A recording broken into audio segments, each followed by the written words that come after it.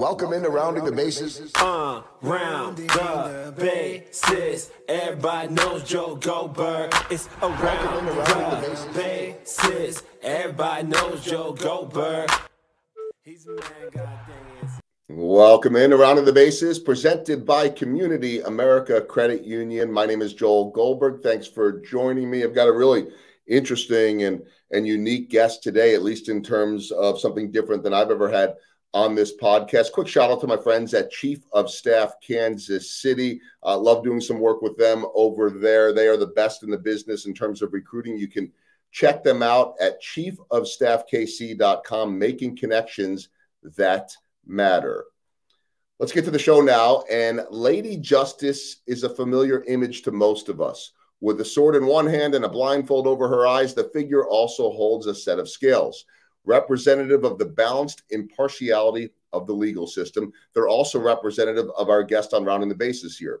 With us is the Honorable Brian C. Wimes, U.S. District Judge for the Eastern and Western Districts of Missouri, who has served with distinction since his 2012 appointment under the Obama administration. He's the first to admit that the gravity of being a federal judge requires he view himself with a sense of humor, while being careful to balance the work itself with the care and seriousness that it demands.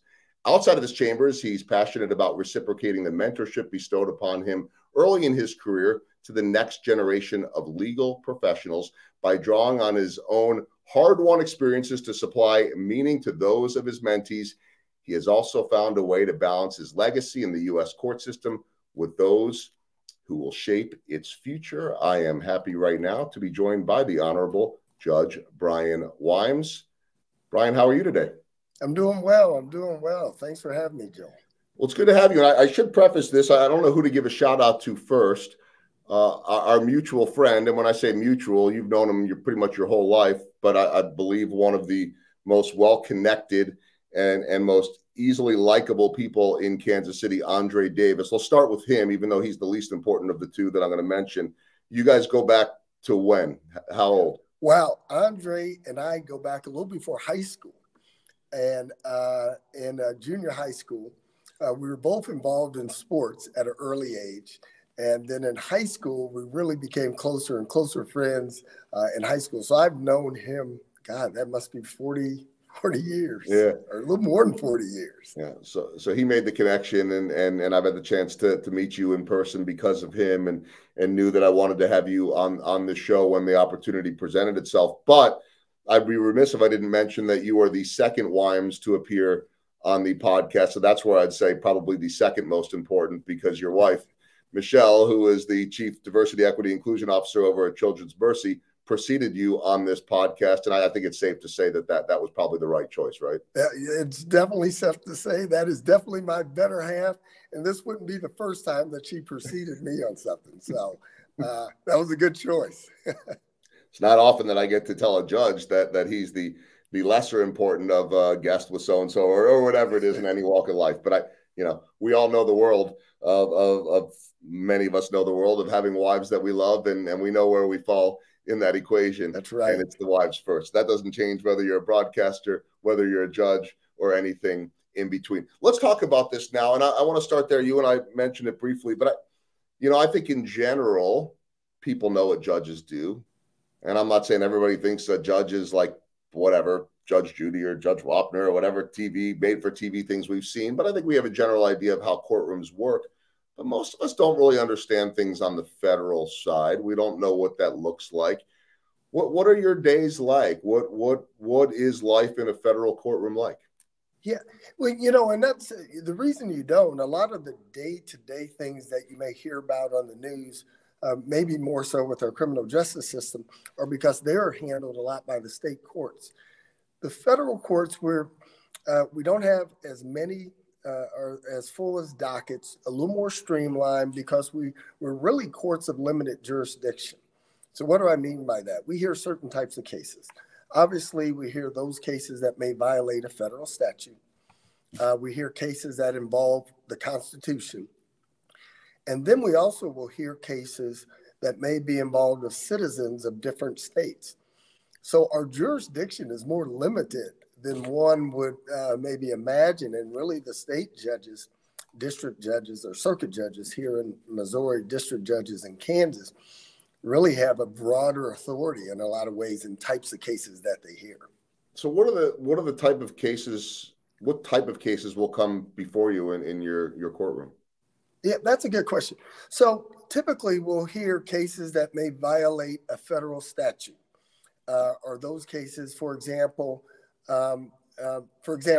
we may have a case that deals with a car accident.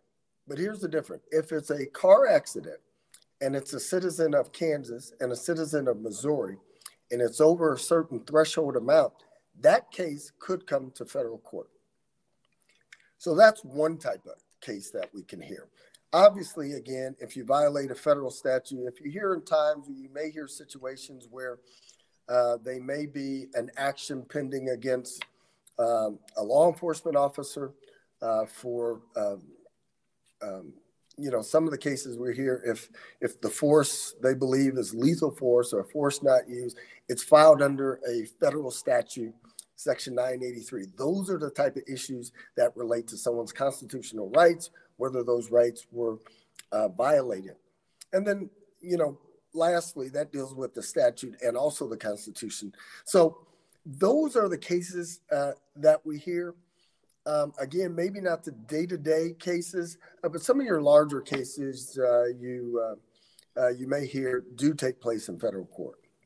Well, I mean, in the day and age that we live in with media, and I know we've lived with media a long time, but in this day and age of instant news and everybody gets everything, it feels like we know every little thing that is going on. But the reality of it is, I'm guessing that something that's going on in your court or any federal court in front of any federal judge, we're typically not hearing about most of it, right? I mean, most of it, we only hear the big headline type of stuff and not those little things that you're talking about that are just sort of the next day's cases. That's true. I mean, kind of the day-to-day, you do hear those cases, the bigger cases. Sometimes the case is more sensationalized. And so you hear about those type of cases. But our day-to-day cases, and what we do day to day, you may not see all the time. As a federal judge, a lot of my time is spent with my law clerks back in chambers because we're responding to motions that are filed by attorneys. And we have to respond to those motions, either granting motions or grant motions in part. A lot of our time in the federal court is committed to writing and what they call that motion practice, where we're not necessarily in hearings, but we're responding to things that are filed in court, and then the court will issue an order. Really not all that different than any other walk of life, business and sports. People only see the end result. They see maybe they see what's going on in that courtroom, but they don't see everything that leads up to it, right? They don't see the research, the preparation, what we're doing for a broadcast. They just see those 3 hours of the game, or, I'll often get the question, So do you show up like 30 minutes before a game? Like, wait, what? No, I don't show up 30 minutes before a game. There's all that other stuff. You got to talk to people. You got to get in the locker room. You got to get your information and on and on. And so that's the same thing. And I would imagine too, and this really speaks to what I talk about on this podcast, that having the right team, having the right people, building those relationships has to be so critical to what you do every day. It is critical. And you bring up a good point. That's why I wanted to do this show. I am a sports junkie, always have been, played a lot of sports growing up. A lot of my analogies come from sports. A lot of who I am today is because I look back on what I was doing in situations. And you're right. Most of the work that you see in the courtroom, there's been hours and hours of preparation prior to coming onto the field, if you will. Our field is the courtroom.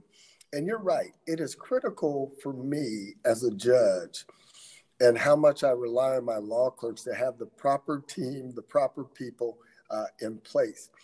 And I don't know how ironic it is, but many of my law clerks that I have some sort of background in sports. It just, I've had an NC basketball player. I have a swimmer with me now, 2 swimmers with me now. It just seems that I gravitate because I know how important sports is and what sports can do for one in terms of just teamwork and discipline and hard work and all those things that you just talked about prior to getting on the field here in the courtroom.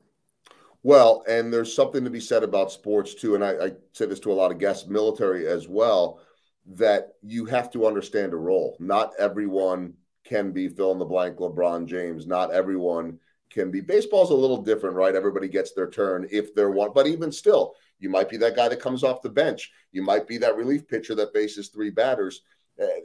Sports to me teaches you the important, and not everybody can be the guy that is on TV, yet I can't do it myself. Not everybody can be Judge Wimes, but yet you couldn't do this by yourself. And so it really, I'm not surprised, I guess, to hear that you have so many former athletes. They're wired differently. Right. And it is. And they, once they know they role, they'll accept the role.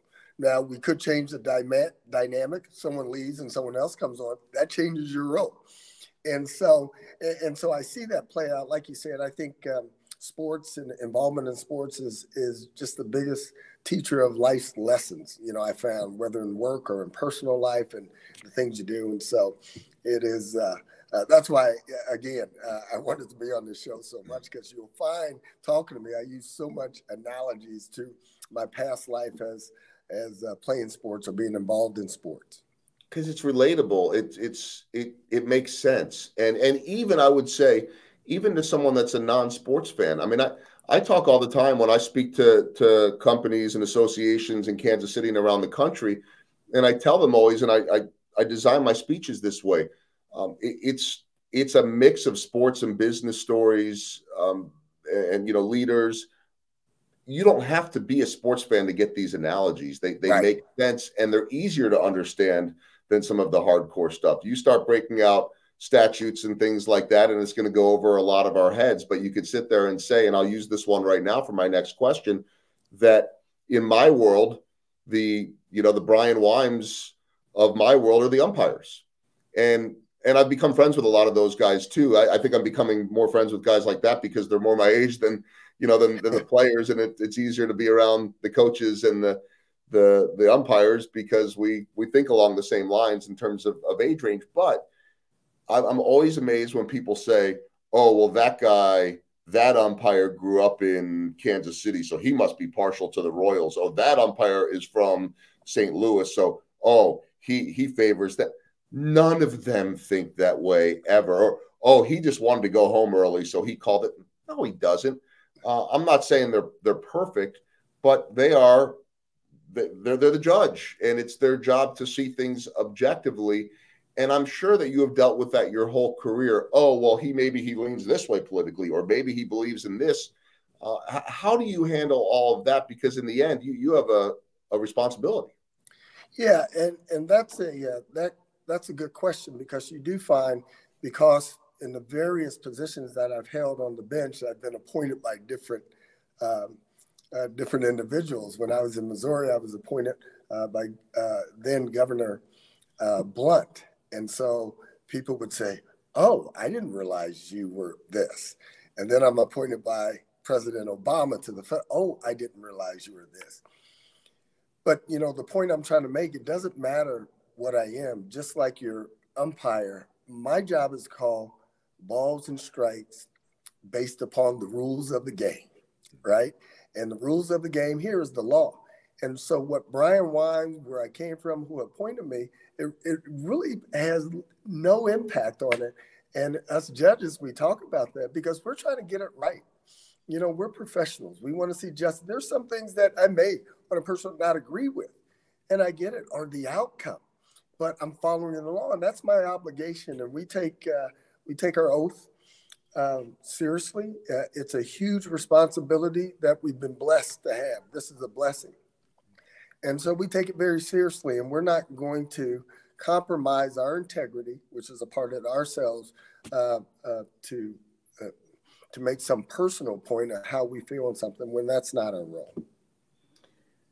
With all of that said, and it's your show, you're running it. I mean, someone comes into your courthouse now and in past years before you were federal, working as a federal judge, there's of course a respect factor there, but I think probably like any other profession, sometimes things can get heated. Sometimes there are moments, right? I mean, you're not perfect, they're not perfect, I'm not perfect, on and on and on. I'm just curious how much I talked a little bit about the team that you have and the clerks that you have, but I imagine you're seeing some of the same attorneys that are coming in there, and you've got that ecosystem of people that are in that world.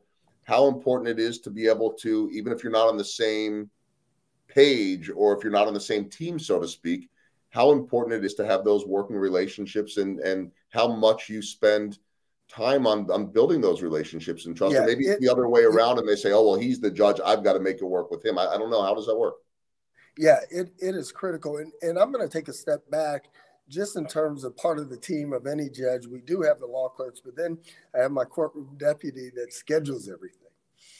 Then we have our court reporter who records everything that we do in court. So that is the team. And to your question, that's even important, as especially in criminal cases, the criminal bar, meaning the attorneys that handle criminal cases, is typically smaller. So you tend to see those individuals more often.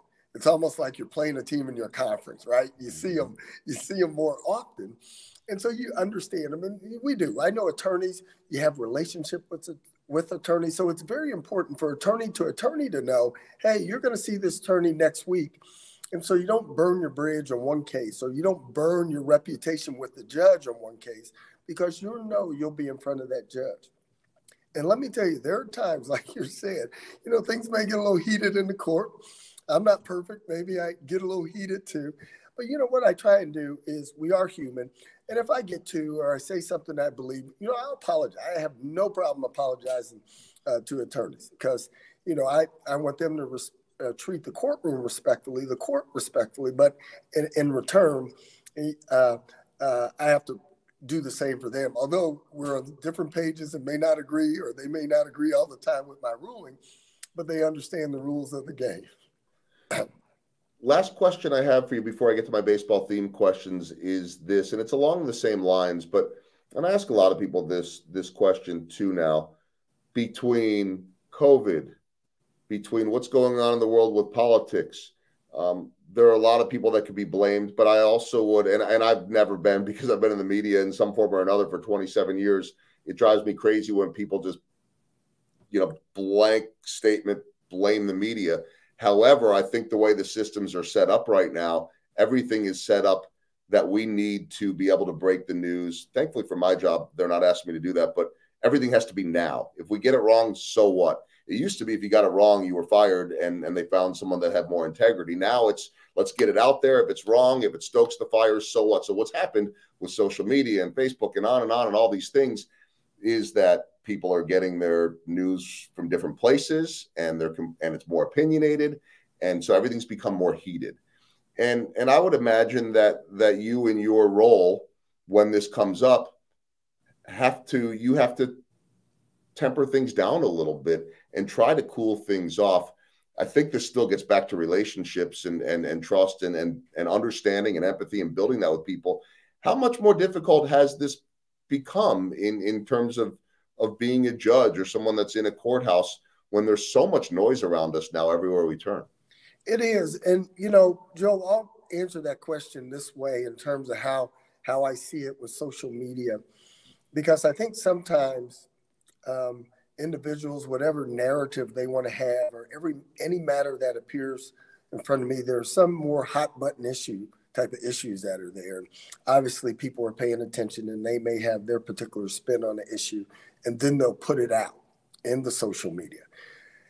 And, I make a habit of, I learned early on just not to read, right? Not to read some things, but you peak sometimes. And it does gets irritating in this sense, very real, because it's just a total mischaracterization of what really may be happening.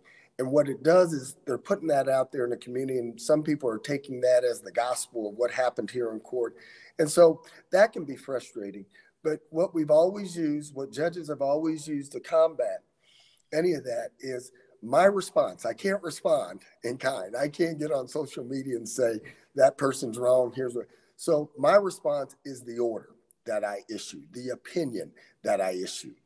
Everything that I do, I try to really explain it simply with clarity to understand, here's the issue, here are my thoughts the analysis of the issue, and here's my conclusion. Now, you may not agree with it, but I wanted to be very clear on why the court took a certain position or ruled a certain way, because you do hear things, and it's frustrating how it could be characterized, and you just learn it. You just kind of, that's part of take a tough skin on some of those issues, and that goes with the territory. But I try and, if you want to know what Brian Wimes knows about something that happens here in the courtroom, read my order.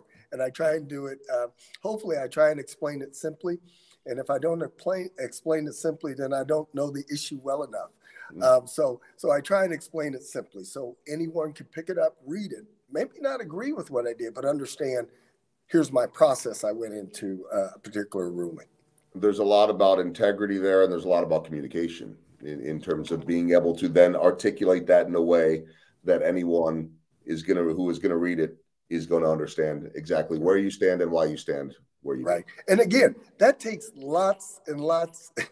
That's behind the scene, because I tell my law clerks, and we see it in briefs that come to us from lawyers, they always want to exceed the page limit, right? Lawyers do. And a lot of times I say, no, I'm not going to let you exceed, because sometimes it's harder to say what you have to say in a shorter amount of time. It's more difficult. But when you do that, it's a lot clearer. You get to your point quicker, and I know exactly what your position is. So that's what I attempt to do with the orders in which I issue, to make them clear and simple so anyone can understand. And whether, again, you agree or disagree, that's on you, but at least you understand why I did what I did. Brevity is a lesson that many of us, myself included, can learn from. And I'm saying that in part right now so that as my editor is listening to this the first time, she's saying, you are not the person, Joel, that should be talking about brevity. You know, on the TV world, sometimes we have to be. My producers would say I struggle with that one too. But people do get that message when you're to the point. And so we can all learn from that. I want to get to my baseball themed questions now. Wherever you want to go with this, it could be from your sports world, from the bench, from the legal world, wherever it is. What's the biggest home run that you've hit? Biggest home run, and I'm going to go my professional home run. I think it is this position. But like everyone else, you have a story, right? And so, but I think because this position is the biggest honor, and I really do pinch myself, and I really do, when you really sit down, I try not to take myself seriously, but I take what we do here very seriously, because every day, every ruling, we have to remember we are impacting someone's life. So when I was appointed to this position, I think that was the biggest home run. Part of that home run was it was by President Obama.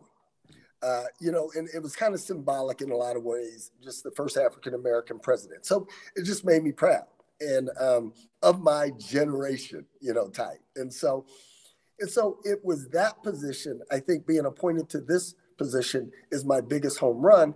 Not only that, but I think it's truly a job, and you hear this, and probably your job too, Joe. It's a job where I just love what I do. I think it fits with who I am as a person. There's a little bit of extrovert to me, so I get that in court with attorneys. There's a little bit of introvert to me. I get that when I'm back researching the case, working with my law clerks, working with my team about how we should rule or what the law is on a particular issue. It gives me an opportunity to mentor. So it just checks so many boxes for me that I'm just so happy, and I'm privileged to be in this position.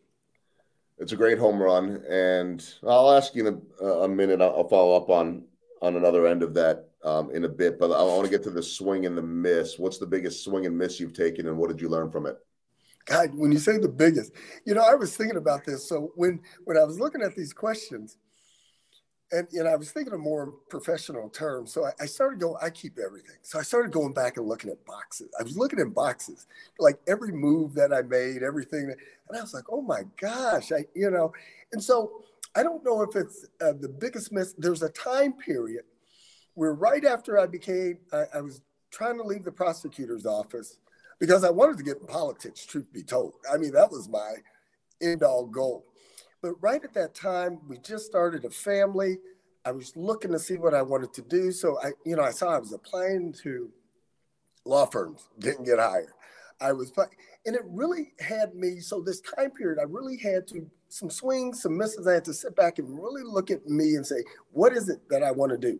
You know, what is it that, and so my hit and misses were just a time period of hit and misses until I really kind of found who I was and kind of found my stride, right? I got my swing right. I was standing in the batter's box right. I did everything. I saw things coming at me, but I knew what I wanted, and I prepared for it. So that those missteps, those swings that I missed, just made me a better person, a better professional, better position to do what I'm doing now, to be quite honest. So not one thing, a multitude of swings and misses. Yeah, I like that. They shape who you are, right? And who you become. The last baseball theme question is my favorite. It's small ball. And so I always describe it as the bunts, the sacrifices, the stolen bases, the defense, turning the double play, all those things that may not necessarily show up in the highlights. It's not the home run, but yet when you do those things right, you're going to be in the game and they matter. What are the little things to you that add up to the big results? You're right. And, and a lot of those things, I think when I was thinking about this, a lot of those things I learned from my swings and misses, right? And then you learn kind of process and how's important. Preparation is always important. I've always felt that way. But when I got into certain areas, you have to be prepared. So, and I'll say this kind of in the legal world. So when I was applying for positions on the bench, competence, prepared, you've got to be, because those are the characteristics that individuals that you may not know who are making decisions about your life are looking at. Your reputation is everything that we have. So when I do tell young lawyers, my law clerk, it's just very important preparation, because I'm a big believer in there's not luck, there's preparation and opportunity. And I tell my law clerks all the time, it's those little things that you do now that are going to put you in a position, because things happen, they happen quick, and windows open and close, and you have to be prepared for those things to happen. So you have to pay attention to your reputation. Pay attention to those little things, your work ethic, being on time, doing those, because those are the little things. Then they just become part of who you are. Yeah. And that's just part of your success. But when you stop and really break it down and you take it in these are the things you've been doing, and these are the things that make you who you are. And I could translate that to football and the success on the field that it may have had. It's that type of preparation. You may know the X's and O's, but you've got to execute. And so part of that is the hard work that people don't see that you talked about earlier. So when you get out on that field, you may not have anticipated everything, but because of your preparation, you're able to handle everything. Yeah, I couldn't agree with that more. I mean, I tell people all the time that no broadcast for us. I mean, I'm hosting, depending on how many national games we end up yielding to, sometimes 160 pregame shows and then 160 postgame shows a year, and none of them ever go as planned, because you just don't know. It might just be a trade that comes in right as you're in the middle of a show, and so we got to scrap this and move on to this. It might be a guest that didn't show up on time, which is where people don't necessarily understand because they don't see it, but you'll understand this too, that I'm out there and I got a tap dance, but it's not just me. I got the producer in my ear, and he's the one that's figuring out the new timing and moving things around and making phone calls to make me look good. So, you have to be able to rely on your people, but you have to be able to get all those things right and be flexible to understand that sports expression I always like to use is life throws you curveballs every single day. So how do you respond to them? That to me is one of the keys. And so when people say, how do you not get nervous, or how do you do this? I'm like, well, you don't want to show that. You got to roll with it, and you got to get the job done. Yeah. And that's a point you have to roll. I tell my people, you have to put yourself out there. You have to take risks. I mean, you can't just play it all. You got to put yourself out there, have a belief in yourself. Mm-hmm. And, if you have the good support system around you, which is important, like you said, that's so important. I say this all the time. I get people who are smarter than me, I think Steve Jobs said, "Who I hire them to tell me what to do." Right? I give a little shape and I mold it, but a lot of that brilliance that's coming out of my chambers because I got very, very, very smart people, and I may have to direct it one way or the other, but they're and I take every opportunity I can to praise them because they are. It's just a wonderful crew that I have. All right, I want to wrap things up with 4 final questions as we round the bases. We'll dance around on some of these, go lighthearted and some more serious. But I want to hit something that I think everyone can understand, and that is the world changing because of COVID. You and I are recording this in January. It will run in February. I'm pretty sure we'll still have COVID going on. I'm hoping as people are listening to this that all the Omicron mess that we're in right now will have calmed down. That's what the experts are saying. But regardless, it's still part of our lives in every way. It doesn't matter what you think about it. We can debate that another day. I'm tired of debating it. But it's affected your life and your courtroom too. And I think that's something people can understand. So how have these last couple of years been for you in terms of being a judge in this COVID era that we're living in? A lot. It's different. And as you can imagine, like I think most Americans, whatever field they were in when it first happened, it was, we weren't prepared. I mean, who would have thunk it? So we were scrambling, trying to figure this thing out like everyone else. But now obviously I want the pandemic done, but sometimes adversity leads you to think in ways or creative ways that you had not thought before. And even when this pandemic subsides, moves on, we'll still be able to, I think the courts as a whole, be able to operate better because of the pandemic and what we've had to do, whether it's doing things now that we realize we can do things remotely, more in terms of staff and personnel at the courthouse, whether it's that we understand now we can do things, we're more familiar with video conferencing and certain things that we can do by way of video. We know how to keep people away from each other. So it's impacted us. But I think as a court and, me personally with my chambers, I have kind of embraced the fact that this is, hey, we've got to live, and we've got cases that are impacting people's lives. We have big decisions we have to make, so we have to keep moving. So I think, it's impacted us, but we've learned to live with it and to still do the job that our community, our citizens need us to do as judges and people that work for the court. So we've adapted. All right, we'll go sports on the second question here. And actually interesting, I had a little bit more of a sports theme than usual. And then, this really isn't a sports podcast, but as you mentioned and talked about before, I'd love to leverage all the sports analogies, and sometimes it is. So my next guest that's on after your episode airs is in the name, image, likeness world, but the guest that preceded you, at least by a couple of episodes, I believe is a friend of yours, because I think he dropped your name to me, Brian Roberts, who, like your wife, is in the diversity, equity, inclusion world, and then also insurance over at Locked In. But that is my way of segueing to the sport of soccer.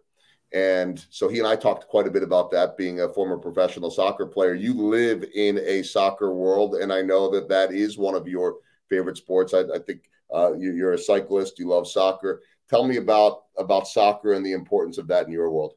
Well, it is. Sports in general are important. So I have 3 girls. And so, I'm a sport. So I kind of naturally, although growing up, when I say we, but when I was growing up, soccer wasn't really a sport. But when I had my girls, my middle one gravitated to soccer. My oldest gravitated to dance, which you have to be more athletic than people might imagine, but I won't go down that road. And then my youngest and my middle played soccer and volleyball. My middle decided, hey, volleyball was her thing, because nowadays you have to specialize. And I think that's unfortunate in some ways, a little early. And so she took the route to volleyball, which is a wonderful sport. I mean, I love it. And then my youngest took the route towards soccer, and I have just over the last 4 years just fell in love with the sport, the physicality of it. The strategy behind, I can understand it more. If you would have asked me, I don't know, 10 years ago, I probably couldn't have told you much. But now I can understand why a 1-0 game is exciting when some of my friends don't understand why it's exciting. You're a Brian soccer guy Roberts now. is a big part of that too. Yeah. Well, former professional soccer player who's really making an impact in this community, and will do so in other communities soon. But you're a soccer guy now, and that becomes easier when you're going to your daughter's games, right? And thankfully for you as a parent, you just want your kids to be happy and successful. That to be able to watch all three of your kids play or perform at a higher level has to have been amazing. Is amazing. So yeah, it is, and I'm going to make a shameless plug to my youngest is going to play at KU, so it's right down the road. So we'll be down there quite a bit, and so it'll be fun to watch them, to see them, all the things I said, kind of see their dreams and putting it all out there on the line. So it'll be fun. All right, that's a great segue. You set me up on that one without realizing it, to talk about dreams. I ask a lot of guests about this. I talk about it a lot too. What did a young Brian Wimes dream of? You mentioned at some point wanting to go into politics. I don't know, as a kid, if someone says, I want to be a judge one day. So I'm curious what you dreamed of when you were on those athletic fields in Kansas City growing up and doing your thing. What did you dream of one day becoming? And then when did being on the bench actually become a thought for you? Right. Well, because, on the bench was almost accidental. In a lot of ways, just like any kid, you grow up, you play football, you do things like, oh, I want to go on and play professionally, and but that didn't work out, which in most cases it doesn't. It teaches you great lessons though. But I really wanted to go into politics. I wanted to be that voice for those who are voiceless. I wanted to be that champion of causes of rights. And so, I really did. I wanted to be. I thought that was my calling. And in part, that's why I went to law school. Obviously, as a legislator, you make laws. And so I went to law school.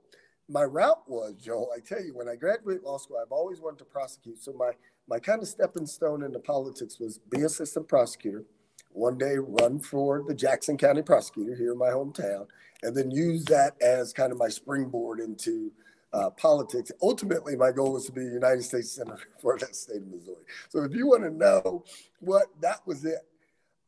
What happened though? What changed is that period of time I told you about where you're swinging and missing. I knew I was ready to leave the prosecutor's office because I had accomplished a lot of things that I wanted to there. But the opportunity, the window wasn't right to go into politics, the position I wanted. And so I was kind of looking around too of what could I do. That's when a position, the drug court commissioner that I ran for and was appointed to in 2001, which is a judicial position.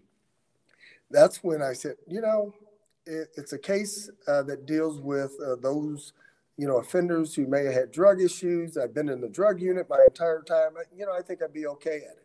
And so that led me to the bench. And I promise you, Joel, within the first day, the first months on the bench, I knew this is where not as drug court commissioner, I knew I wanted to be on the bench because, as I told you, it just captured me. It captured, again, my extrovert side, my introvert side. I was able to deal with people. I was able to help people who were addicted to drugs. And that just kind of spun into me seeking higher judicial positions, but still have that impact to help people, help my community. Yeah, and that's where you start to find that deeper purpose that was maybe hard to envision, right, when you were starting to think this up. I mean, I think many of us are fortunate to go through that. Yeah, definitely. Final question: the walk-off, and this is running. This interview will run during Black History Month, and I really try all year long to be able to highlight these issues when appropriate with certain guests. And sometimes those guests, by the way, may look like me. They may be white, but they're active in terms of diversity, equity, inclusion. They're trying to change. And you talked before about the significance of being appointed by the first Black president in this nation. There was a time when having a Black judge would have made major news if you go back to the beginning. You still look at the numbers. I mentioned the guest that's coming up after you. His name is Luke Fedlam, dealing in the name, image, likeness world. And he was talking about how poor right now the representation is in the NFL, at least as we were recording, of I think just one African-American head coach in a league that predominantly has Black players. Where are we at in your world in terms of inclusion, in terms of diversity on the bench in the legal profession? You know, I think where we're at is no different than where we're at in this country in a lot of professions. I think we're making tremendous progress. I think there's more progress to be made. But what I wanted to do when I was doing, you know, when I look back and I see, well, let me back up for a second. I guess the point I was going to make, as you see more diverse bench, whether it's African Americans, women, which is increasing in numbers, what that does is gives the opportunity for some other young man out there who has a dream, who may have never thought to be on the bench, but he happens to see Judge Wimes on the bench, and he sees something that he thought, oh, I never thought of that. And it gives me the most pleasure where I hear it, and I've heard this. It's because of you I went into law. It's because of you I want to be a judge. It's because of you, you know, and so there's no better feeling. So that goes to show me, you know, people have to see, if you see it, then you can believe it. You can be it. And so what that has done, whether African-American male, whether it's women on the bench, but I think, you know, you just need a bench and you need a government and a workforce that just reflects the community in which you live. And so I think there's been tremendous progress. I think always there's work to be done. But, you know, hopefully I'm being part of that solution and encouraging others that, you know, this may be an option for them if they never thought of it before. Well, and the beautiful thing about it is if you're true to yourself, you're authentic, you're working hard, being respectful, and upholding all the responsibilities you have. Not only are they looking and saying, "Ooh, I could be him one day," but they're looking at this is the right way to do it too. And so you impact people's lives just with your actions. Right, right. And that is, I mean, that is such a true statement. So I appreciate those comments, but that is certainly true. Yeah, and that's true in all of our professions and whatever color we may be too. I mean, will ultimately be judged, yes, on what we get done and our accomplishments and our production, but I think as much with the way we treat people and the way that we are true to ourselves. So that's, of course, another discussion, but I think it's one that applies whatever the topic is. Before I say goodbye, I'll just throw this one out there because I'm pretty sure it'll be a fun answer. But you're in a household of all women, well, at least when everybody's home, all extremely talented, right? You got high level in the dance world, volleyball, soccer, and an executive, former lawyer. Well, I guess still a lawyer, but, you know, in a different world now in your wife. So where do you fit in terms of priority when everybody's home in the five? I mean, that's five talented people in one house. I'm wondering if you are able to have a voice. Well, I tell you what, my wife often tells me that my jurisdiction stops once I leave this courthouse. So if that tells you anything. And something else that just came up in chambers when I was talking to my staff, I was like, there's only one thing I have this cushion on this couch in front of this TV. So that's the existence of my world now. Everything else, it's theirs. I've learned to just live with it. That's it. And so they're right. So as long as they stay off that portion, that cushion of my couch, we're in good shape. That's all I've got, Joe. Your jurisdiction in the Wimes household is a lot smaller than it is in the federal court system, no doubt. And I believe, if I remember correctly, I believe, Brian, that she gave the exact same answer. I know I'm not the only one to have ever asked that, but as long as everybody understands exactly what those jurisdictions and those rules are, right? As long as you uphold them, everything's going to work out just fine. That's right. That's right. Very well done. You got an amazing wife. I haven't met your daughters, but I'm certainly able to see and follow along with all of their successes. So congratulations. That's most important on having a healthy and happy family. Really appreciate Andre Davis connecting us for this interview and getting to know you a little bit better, and looking forward to more of that as well. Thanks for your service. Thanks for spending time today, talking a little bit of sports as well. Judge Brian Wimes has been my guest. I appreciate it. Thank you, Joe. I appreciate you.